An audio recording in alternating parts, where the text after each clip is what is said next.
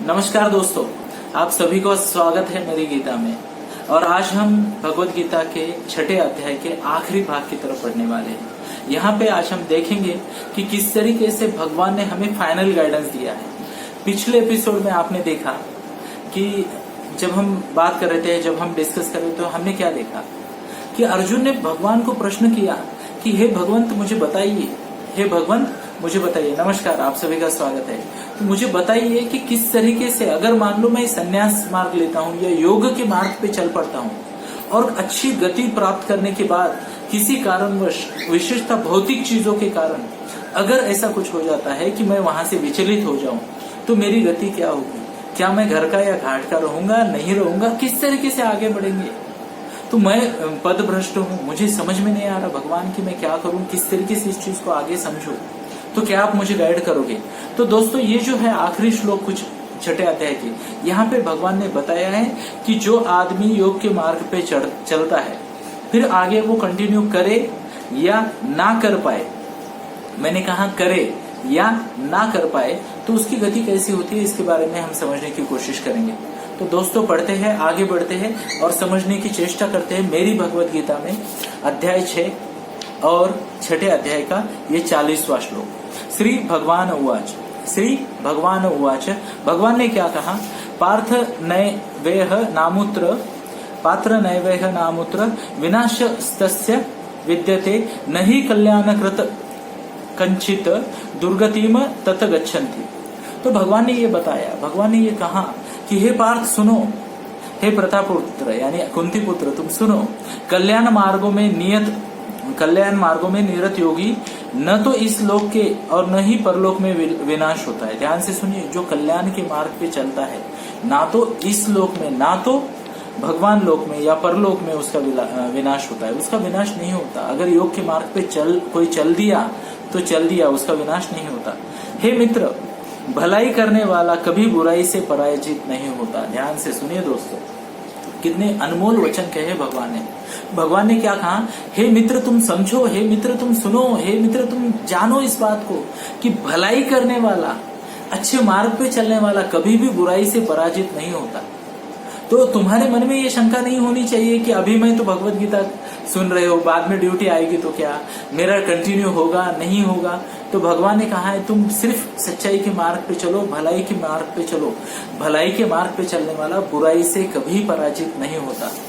धन्यवाद दोस्तों, और कृपया फीडबैक देते रहिए, कमेंट करते रहिए, वीडियो को लाइक करते रहिए। और हम आगे बढ़ते हैं अगले श्लोक की तरफ। ये श्लोक है 41 श्लोक। यहाँ भगवान ने क्या कहा है? प्राप्य पुण्यकृताम, पाप्य पुण्यकृताम लोकान उष्विता शाश्वती समा, शुचि नाम श्रीमताम गेहे योग भ्रष्ट अभिजायते। तो भगवान ने यहाँ पे बताया कि जो असफल योगी है, असफल योगी पवित्र आत्माओं के लोकों में अनेकानेक वर्षों तक भोग करने के बाद या तो सदाचारी पुरुषों के परिवार में या धनवान कुलों में जन्म लेता है। यानी जो अच्छे मार्ग पे चल रहा है, ध्यान से सुनिए दोस्तों, इसको दोनों मार्ग तरह से समझते हैं। पहली तरह से ये समझते हैं कि किस प्रकार से हम इसको आगे बढ़ाएंगे। तो यहाँ भगवान ने क्या बताया? जो योग मार्ग पे चल पड़ा है, उसके दो पर्याय है। या तो वो पहले पर्याय में भगवान ने क्या कहा कि वो अनेक वर्षों तक भोग करने के बाद या तो सदाचारी पुरुषों के परिवार में या धनवान कुलों में जन्म लेता है। मतलब क्या है? सदाचारी अच्छे लोगों के पास वो चला जाएगा या संपन्नता आकर्षित करेगा। ध्यान से सुनिए, ये जन्म मिलेगा, प्राप्त होगा, ये पुनर्जन्म की बात है। बट इसी जन्म में भी, ध्यान से सुनिए, इसी जन्म में भी अगर कोई योग के मार्ग पे चलता है, अच्छे मार्ग पे चलता है, तो आज नहीं तो कल वर्षों तक भोगों का उपभोग लेने के बाद, यानी आज नहीं तो कल वो सदाचारी व्यक्तियों के संपर्क में जरूर आएगा, संपन्नता उसकी लाइफ में जरूर आएगी। ये भगवान ने कहा है। तो जो आध्यात्मिक है वो ये समझे कि ऐसा व्यक्ति जो पहले योग के मार्ग पे चला और बाद में दूसरे मार्ग पे निकल गया, तो उसका क्या होने वाला है? यहाँ पे समझिए दोस्तों, यहाँ पे समझने की कोशिश कीजिए। वो अगले जन्म में अच्छी गति को प्राप्त होने वाला है। और अगले जन्म का मतलब अगला जन्म हर बार नहीं होता, कल का दिन, आने वाला समय, आने वाला साल भी होता है। तो आने वाले साल में कभी न कभी भोगों का उपभोग लेने के बाद वो सदाचारी लोगों के संपर्क में पुनः आएगा, वो संपन्नता भरे जगह में पुनः आएगा। तो आगे बढ़ती है दोस्तों, और आगे हम देखते हैं कि भगवत गीता के 42वें श्लोक में भगवान ने क्या कहा। अथवा यानी और एक ऑप्शन है, क्या ऑप्शन है? अथवा योगी नामे व कुले भवती धीमताम ए तद्वी दुर्लभ तरम लोके जन्म यदि दृश्यम। अथवा दीर्घकाल तक योग करने के बाद असफल रहे तो, दीर्घकाल तक योग करने के बाद असफल रहे तो जो अति बुद्धिमान है ऐसे कुलों में वो जन्म लेता है। ध्यान से सुनिए, अति बुद्धिमान है ऐसे कुलों में वो जन्म लेता है, निश्चय ही संसार में ऐसा जन्म दुर्लभ है। यानी अगर मान लो कई सालों तक योग करने के बाद कोई असफल होता है तो वो बुद्धिमान व्यक्ति के यहाँ जन्म लेता है। तो पुनर्जन्म की व्याख्या से ये समझे कि अगले जन्म में वो बुद्धिमान व्यक्ति के यहाँ जन्म लेगा। या फिर दूसरी बात ये करते हैं, दूसरी बात ये समझते हैं आज नहीं तो कल वो किसी बुद्धिमान व्यक्ति के संपर्क में जरूर आएगा, वो बुद्धिमान व्यक्ति के संपर्क में जरूर आएगा, जरूर आएगा, जरूर आएगा। तो ये भगवान के वचन है। तो भगवान ने 3 ऑप्शन दिए, यानी जो योग के मार्ग को लगता है और फिर से भटक जाता है उसको 3 ऑप्शन दिए। पहला ऑप्शन क्या हुआ, या तो वो पहले ऑप्शन में बताया भगवान ने कि अच्छे लोगों की संगत में आएगा, या संपन्नता भरे वातावरण में आएगा, या भगवान ने बताया कि वो बुद्धिमान व्यक्ति के संपर्क में आएगा। अगले जन्म में हो सकता है ऐसे घर में जन्म लेने की बात हो, या फिर हो सकता है कि इसी जन्म में ऐसे व्यक्तियों के संपर्क में आने की बात हो। तो आगे बढ़ते हैं, आगे भगवान ने और गाइडेंस दिया है, उसको समझने की कोशिश करते हैं दोस्तों। तत्रतम बुद्धि संयोगम, तत्रतम बुद्धि संयोगम लभते पूर्व देहि कम यतते च तत भूय संसिद्धो कुरुनंदन। तो भगवान ने यहाँ पे क्या कहा, हे कुरुनंदन, ऐसा जन्म पाकर अपने पूर्व जन्म की दैवी चेतना को पुनर्प्राप्त करता है और पूर्ण सफलता प्राप्त करने के उद्देश्य से वह आगे उन्नति करने का प्रयास करता है।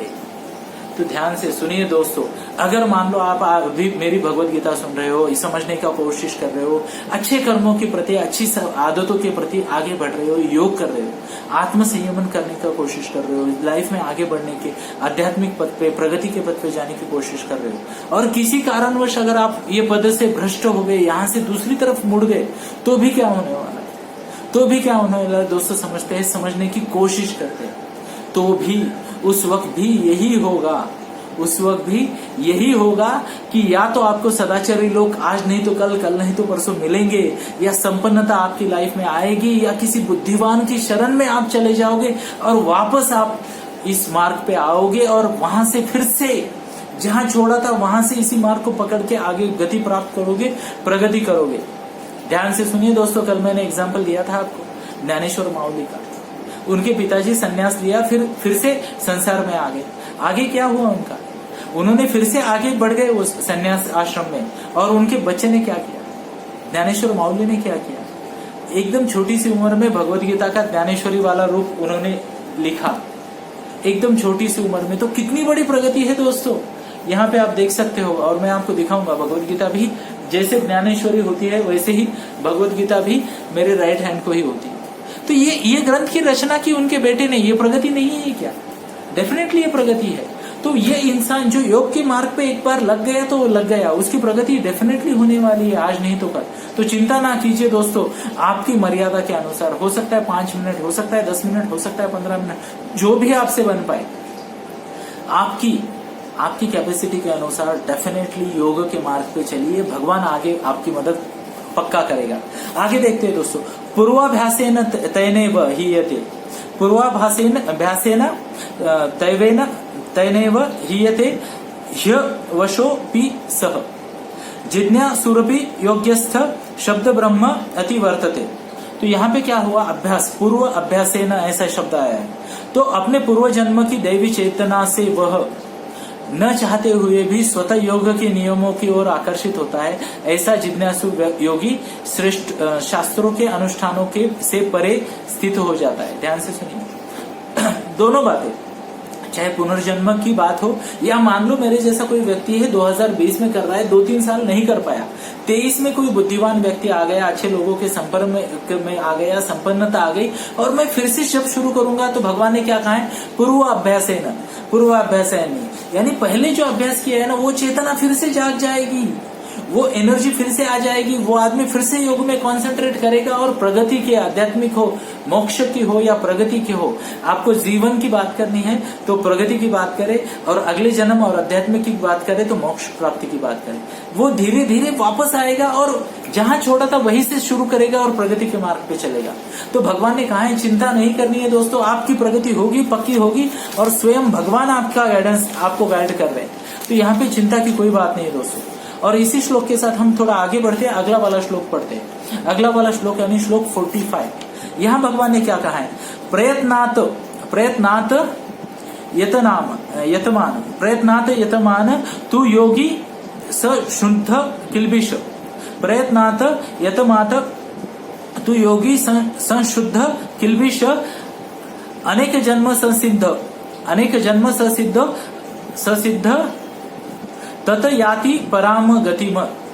और जब योगी समस्त कल्मश से शुद्ध होकर सच्ची निष्ठा से आगे प्रगति करने का प्रयास करता है तो अंततोज्ञत्वा अनेक जन्मों के अभ्यास के पश्चात सिद्धि लाभ करके वह परम गंतव्य को प्राप्त होता है।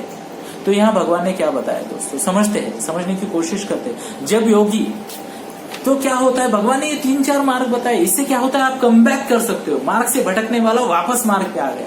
जैसे गाड़ी का कभी कभी हो जाता है, वो गूगल वाली मैडम आपको गलत रास्ता बता देती है, तो आप कहीं दूसरी जगह जाते हो, फिर क्या करते हो, कोई सदाचारी व्यक्ति मिल जाता है, वो बोलता है सर आप गलत जगह आ गए, इधर जाओ।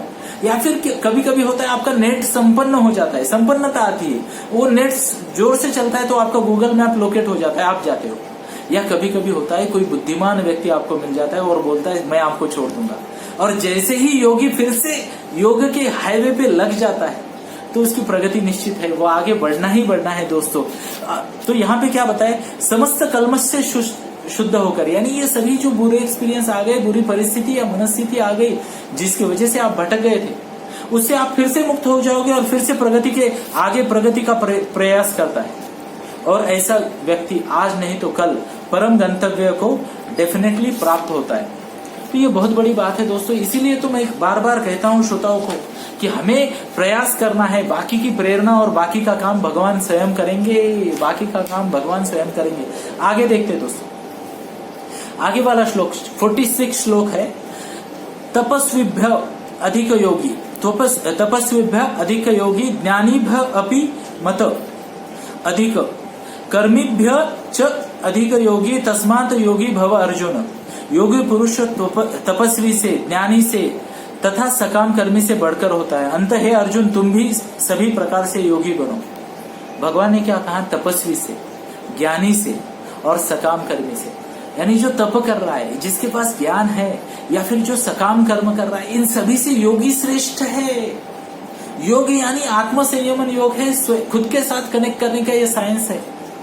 तो भगवान ने क्या कहा, योगी तपस्वी से श्रेष्ठ है, ज्ञानी से श्रेष्ठ है, सकाम कर्मी से श्रेष्ठ है। तो हे अर्जुन, अभी ये अर्जुन मेरे लिए है, आपके लिए अर्जुन, वो तो चले गए नरश्रेष्ठ, अभी आप और हम सुन रहे भगवत गीता।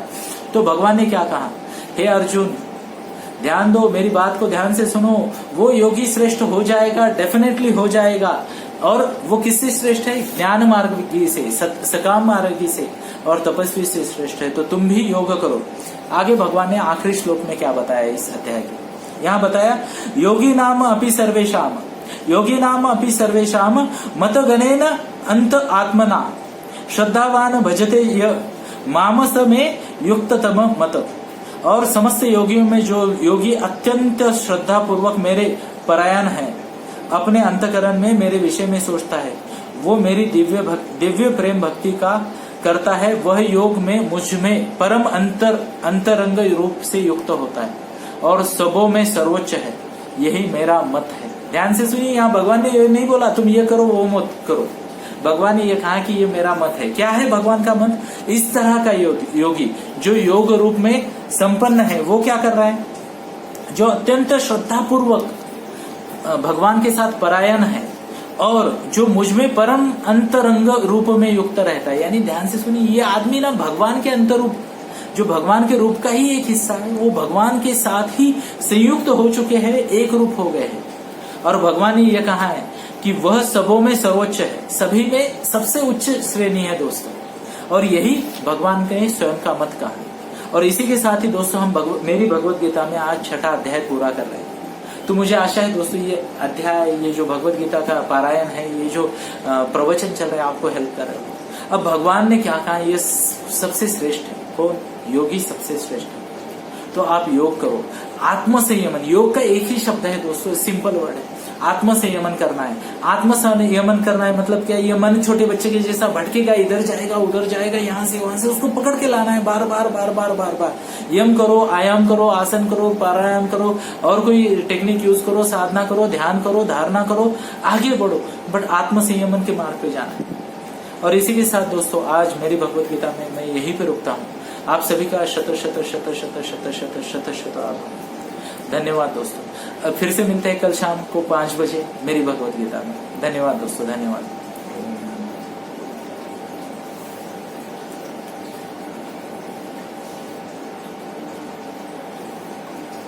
जय श्री कृष्ण।